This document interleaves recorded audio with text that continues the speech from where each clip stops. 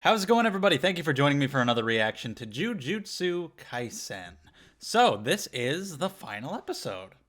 Feels kind of crazy. Feels like I just got into this. I really want to see more. I want to see where it's going to go.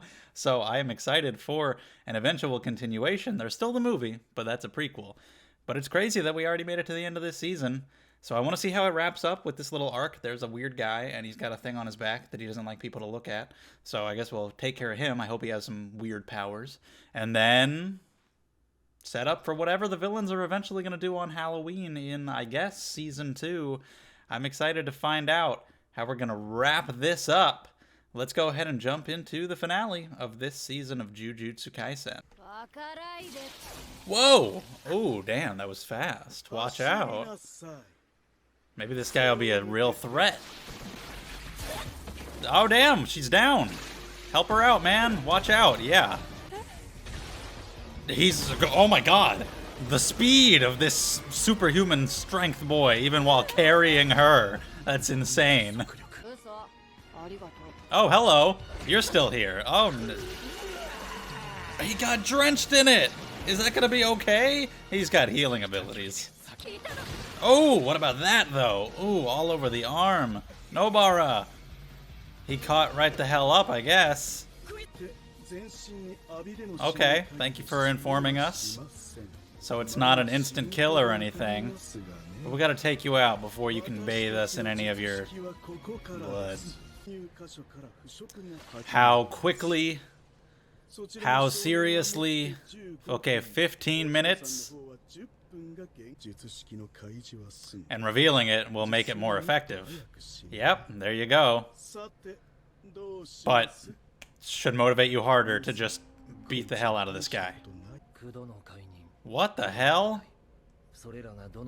This is bizarre. This is just so sudden, out of nowhere. What in the hell are you... Okay, that's what those are. Whoa, look at this guy. He's the elder brother. I didn't expect so much sudden backstory. Okay, some brotherly bonding amongst them, so sorry to the elder brother. We're gonna have to take care of these guys, but then there's another one out there we'll have to deal with later. Or we'll continue the pattern that we've been doing recently and allow the villains to get away. Oh! Nice, some voodoo magic. Good move. Oh, okay. I buy it. Sounds good to me. That explanation works. You got them both. No, nobody's dying here. Not you, anyway. Are you sure about that? I don't think so. That's definitely not the case. He's right there already. Very useful. You guys were a little overconfident. These kids have abilities that are a good match for you. Okay. He's just gonna go to town. Ora. Well. Ooh. Another one. They're handling these guys pretty well. I like this combo. Back to back. It's a good combo without even having to communicate it. They just understood the best course of action and they did it. Oh no, his brother. He's concerned. They're gonna have to use the opponent's brotherly love against them. Oh, damn. Oh my god. Whoa. The speed. Wow, Yuji. You do not want to get in a fight with this boy.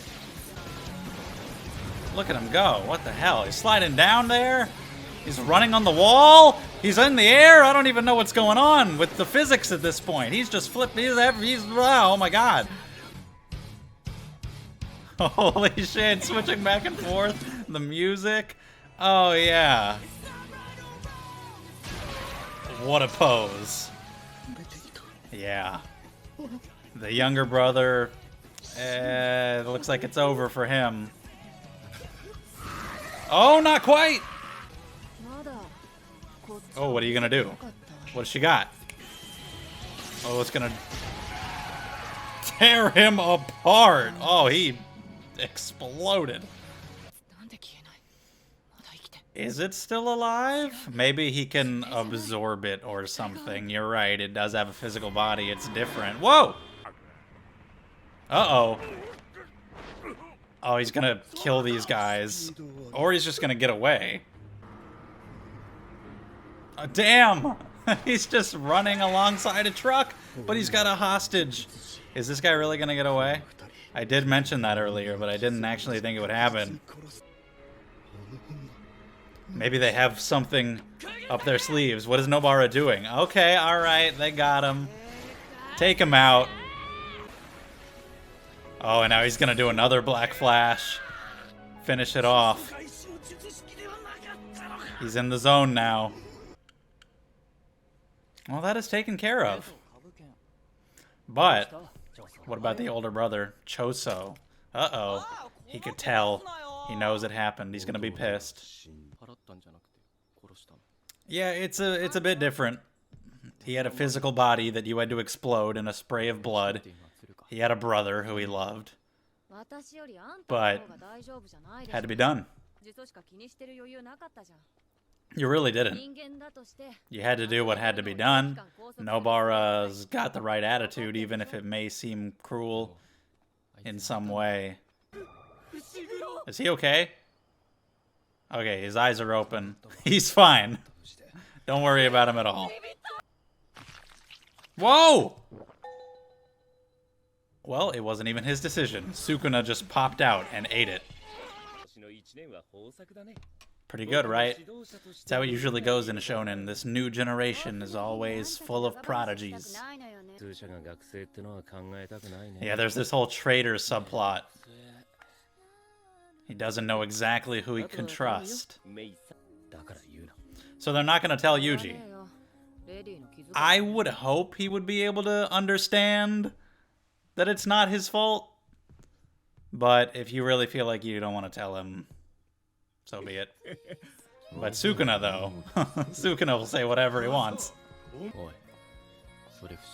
And he doesn't want...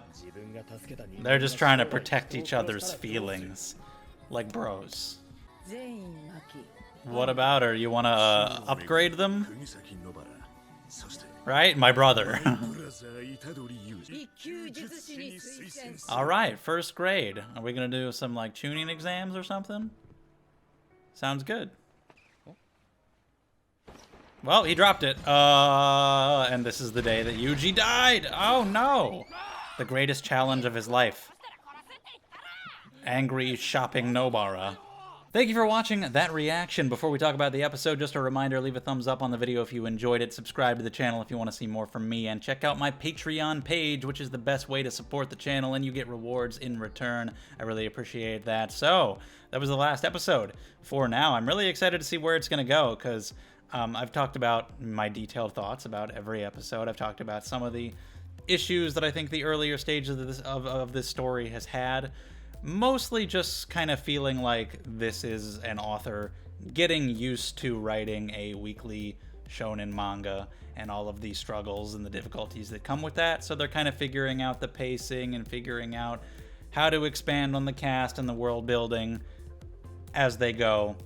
And a lot of the time with a story like that, it gets better as the author gets more experience. And I'm sure that will be the case with this. And I've heard that it is the case. I really enjoyed this season a lot.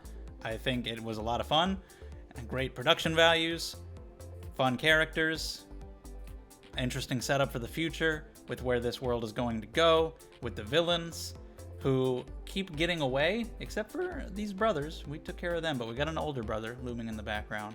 But as this villainous group, even though it's like, oh, it got away again, okay, great. The fact that they are still around and clearly planning something big makes me excited for what we're gonna do. I want to see more of a lot of these characters. Gojo, of course. Is there anything they can ever do to take him down? Todo, the best character. I grew to like them a lot more than I thought I would. Going into this, I was worried that it would be kind of all style, no substance. I wasn't sure how I'd feel about the show. I ended up liking it a lot more than I thought I would. So, and I think it has the potential to become even better as it goes along. Maybe I'll do a video or a live stream or something talking about thoughts on the show as a whole in the future. I'm not really sure yet, but you've had a lot of my thoughts so far. One of my other biggest criticisms was just the power system, and that it's just not necessarily the type that I personally gravitate towards as a favorite, but it still works perfectly fine. On to the stuff about this episode in general. This whole cursed womb thing, that was so sudden that we began that flashback. I'm like, what the hell? We were just in the middle of this fight. We're setting up the stakes. They're poisoned. We got 10, 15 minutes, maybe not even that, to beat these guys. Okay. Then we suddenly jump into this. And I'm like, what the hell are we talking about? And it is so dark. And then that's the origin of these cursed wombs. Brutal. I'll give it that. Sudden, very dark backstory. Characterizing these guys in an interesting way. Of course, Nobara's speech at the end about how this is what we had to do no matter what is totally correct. But it's nice that they had at least a little bit more character to them and that they really cared about each other. They were physical beings. Yuji felt bad about having to do that finishing blow. He didn't mean, oh, that hurt, as in like, I hurt my hand. He meant emotionally. So that was nice to have that, and we're going to have the older brother, clearly more important of a character, so I don't know what he's going to be like. He had a little reaction, like he crushed that piece, but then he said it pretty calmly, like, oh, my brother's died. I guess he's just holding it in. But it seems like he did feel something, so maybe he's just waiting to release that anger against the appropriate target, so that might make you guys a target even more than you already were. Whatever the villains are planning, now they have him. And that guy, the guy in the flashback, Kamo, the one they mentioned. Kamo is blood manipulation guy, right? So that's a ancestor of his. I believe I'm correct about that. But yeah, I like the use of abilities here, the decay blood abilities, and how that worked so well against Nobara's abilities, Yuji's poison resistance, his insane superhuman abilities, which are so insane that it's definitely the result of a heavenly pact or some in-universe magical explanation for sure. It just has to be. Animation was really good, and the music and the timing of it all when they were doing their finishing move. Yuji's running down the wall, he's flying up in the air. That was all really good. Nobara got a lot of time to shine, so that was cool. Going into kind of deeper explanations about how Nobara's ability works and how it can be used against him, which was cool. And then felt a little bit Hunter x-Hunter-y, which I've said multiple times about this show, when we kind of go for a long inner monologue over a period of time that should be very quick, when the red villain guy is thinking about like, oh, well, he's going over there. They switched places and now he's going after me. She's going after my brother, but she's not going to be able to get there fast enough, so I shouldn't release the technique. He's like trying to figure out all the pieces on the board and whether he should or shouldn't release it in time.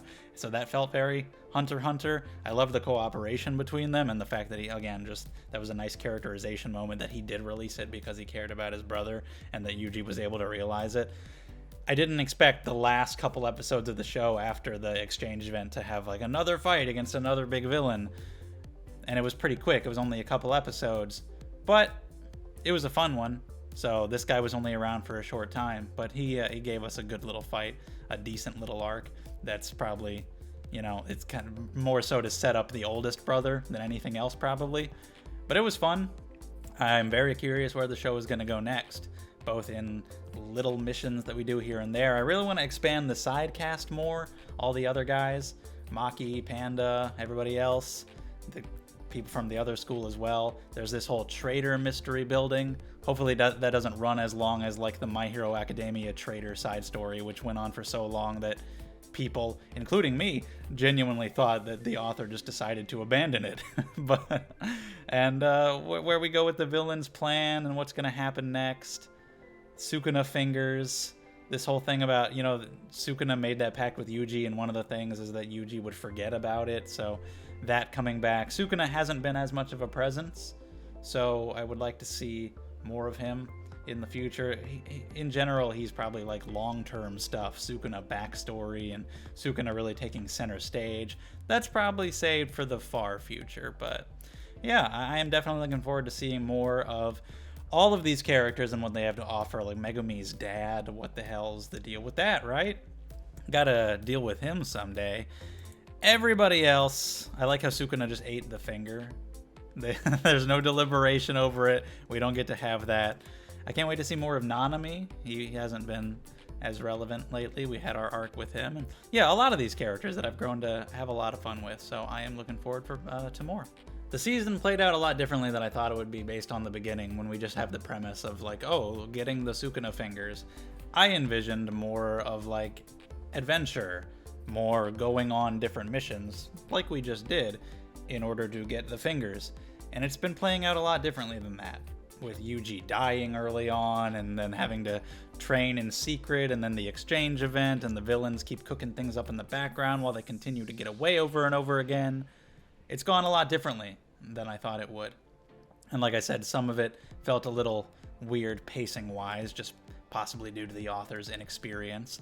But it's been interesting, and it's been setting up a lot of stuff. It will hopefully have good payoff. Poor Junpei. He will not get to be involved in any of it. Imagine if that had gone differently, if Junpei just got to be around as a character from then on. But rest in peace, Junpei. That's it. There will be more in the future. So leave your thoughts on this episode and this season in the comments. Thank you for joining me for this whole thing. I appreciate it. Got a ton of more videos on the channel you can check out as well if you want. Subscribe, Patreon, all that. I really appreciate it all. Thank you. Hope to see you for the next video.